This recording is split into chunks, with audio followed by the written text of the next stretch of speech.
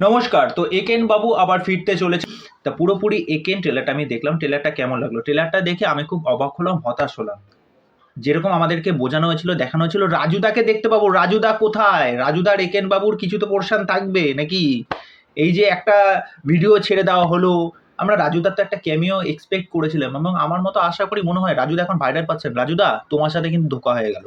এই মানুষটাকে পুরোপুরি মুরগি করে দেওয়া হলো। যাই হোক, এটা একটা প্রমোশনাল স্ট্র্যাটেজি ছিল।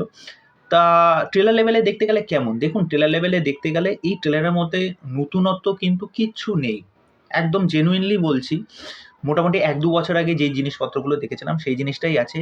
শুধুমাত্র one and only Anirban Chakraborty মানে একেন বাবু যেই ক্যারেক্টারটা, যেটা মানুষের কাছে এতটা জনপ্রিয় হয়েছে, এতটা পপুলারিটি পেয়েছে, এই চরিত্রটা অনির্বাণ ছাড়া আর কে করতে পারতো এইটা নিয়ে না যথেষ্ট সন্দেহ আছে। এবং তিনি এই চরিত্রটাকে যথাযথভাবে মানুষের ভালোবাসার উপযোগী করে তুলেছিলেন, যার ফলে কিন্তু এখানে যে কটা সিরিজ আসুক বা সিনেমা আসুক, মানুষ কিন্তু অনির্বাণ চক্রবর্তীকে দেখবার জন্যই কিন্তু যায়।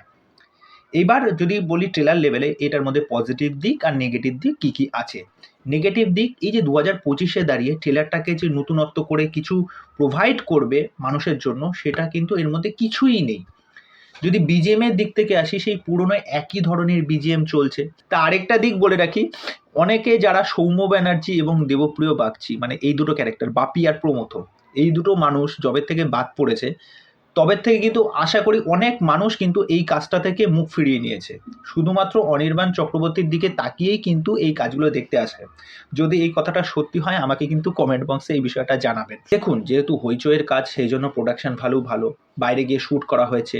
এবার ওখানে গিয়ে একেনবাবু কি রহস্যের উন্মোচন করতে পারে বা ওখানে গিয়ে কিভাবে ফেঁসে যায়, তাই এই জিনিসপত্রগুলোই আমার নতুন করে দেখানো হবে। এবার চলে আসি যে এখানে যে কমেডিগুলো, যেটা বরাবর একেনবাবু করে থাকে, ভুলভাল উচ্চারণ করে থাকে, কিছু কিছু এমন অ্যাক্টিভিটি করে থাকে, সেইগুলোর মধ্যে নতুনত্ব কোথায়? মানে কিছু কিছু তো হিউমার বা ডায়লগ, কিছু তো নতুনত্ব এর মধ্যে দিন। কিছুই তো পেলাম না এই ট্রেলারের মধ্যে। মানে এই ট্রেলারের মধ্যে নেগেটিভ সাইড, এই যে এত দিকগুলো বললাম, প্রচুর আছে কিন্তু। তারপরে যারা এখানে ক্যারেক্টার আছে যেমন সৌমক, সুভদ্র, আমার এই দুটো ক্যারেক্টারকে খুব একটা পোষায় না, সত্যি কথা বলছি। আমার তারপরে রাজনন্দিনী আছে, রাহুল আছে, আমার খুব একটা জুৎসই লাগলো না এই ক্যারেক্টারগুলোকে। এবার যদি পজিটিভ সাইডে চলে আসি, পজিটিভ সাইড শুধুমাত্র অনির্বাণ চক্রবর্তীর জন্যই কাজটা দেখবো। গল্পটা কিরকম হয়, গল্পের মধ্যে কি নতুন কিছু পাওয়া যাবে কিনা, সেটা দেখলেই বোঝা যাবে। এই যে খুনটা হচ্ছে, সিরিয়াল কিলিংটা হচ্ছে, সেই সিরিয়াল কিলিংটা কিভাবে ইনভেস্টিগেট করে, এর মধ্যে কিছু নতুনত্ব বা টুইস্ট অ্যান্ড টার্ন দেখতে পাবো কিনা, এটা হচ্ছে সময়ের অপেক্ষা। এবার দেখা যাক।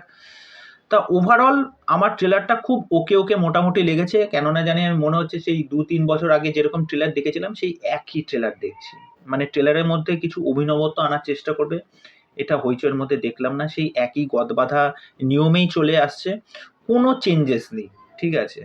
তা এই বিষয় নিয়ে তোমাদের কি মতামত বা আপনাদের কি মতামত সেটা অবশ্যই কমেন্ট করে জানাবেন। আর চ্যানেলে যারা নতুন এসেছেন তাদেরকে রিকোয়েস্ট, চ্যানেলটাকে সাবস্ক্রাইব করে দিয়ে এইভাবে সাথে থাকবেন, পাশে থাকবেন এবং আপনাদের মতামত কিন্তু অবশ্যই জানাবেন। তা চলো আজকে এখানেই শেষ করছি, পরবর্তী ভিডিওতে আবার দেখা হচ্ছে। বাই।